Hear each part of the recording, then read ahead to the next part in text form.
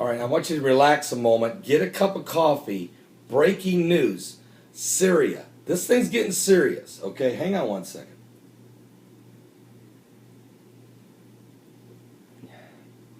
Marshall Buchanan, North Carolina, sent this to me this morning. Heavy fighting around the Syrian capital. State forces and rebels were locked in heavy fighting in several areas around Damascus today, June 26, 2012. According to Yahoo News, the worst violence to hit the suburbs of the Syrian capital of Damascus since the uprising against President Bashar Assad began 16 months ago. Now, the Syrian Observatory for Human Rights reported heavy fighting near the Republican Guard headquarters in Qasaya and the suburbs of Al-Hama and another city that's got 19 letters, okay? And these are just 6 miles outside the suburbs there, outside of the main city of Damascus. Now, according to other reports, there are tanks, there's armored vehicles. They're out on the streets in the suburbs of Damascus. Some activists are reporting one tank was blown up. The British-based observatory, which has a network of activists across Syria, said security forces and armored vehicles stormed the neighborhoods of Barzah and opposition toeholds against inside of Damascus. And there were sounds of heavy gunfire today. The revolt against Assad's rule has become increasingly violent in response to the army's crackdown, the murdering, the massacring, the mayhem, the meanness of President Assad. Fighting is now reported regularly, almost on a moment-to-moment basis in Damascus. It's getting ugly. Now, I just did a break-in report that just came in. British forces are in Syria. Yes, repeat. British forces have invaded Syria. This came to me from D.W. Riley. It's recorded right here on Dabuka File and unconfirmed, but from the British, French, and the Turkish sources. 3 sources.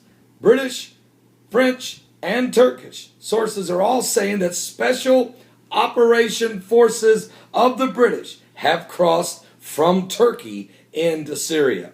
And they're involved right now in conflict on outskirts just outside of Damascus. There's also confirmed reports that the presidential palace of Bashar Assad is under attack right now. June 26, 2012, as we speak, Assad's palace is under attack. Repeat, British Special Op forces are in Syria invading. They came through the border of Turkey. They're in skirmishes right now fighting with Syrian forces just on the suburbs of Damascus. A tank has been blown up in Damascus. Gunfire is going on all over the place in Damascus. And there's more. I have another report coming that I located that's actually coming from SOT.net. Thousands of Western mercenaries have invaded Syria. Over 10,000 Libyans, repeat, 10,000 Libyans are reportedly being trained in a closed-off zone in the country of Jordan. Now, you knew that NATO has been setting up shop along the Syrian border in Jordan now for several months. I reported this about 4 months ago, including their NATO forces, including American boots on the ground in Jordan. I personally know of soldiers that are in Jordan, so I know this is a fact. Now, here's what's been going on.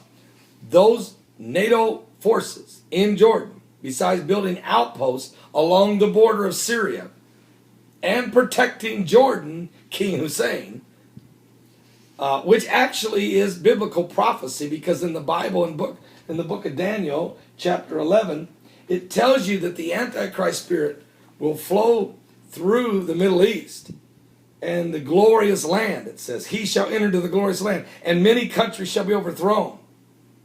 But these shall escape out of his hand. Edom, Moab, and the chief children of Ammon. Well, you want to know who all those descendants are?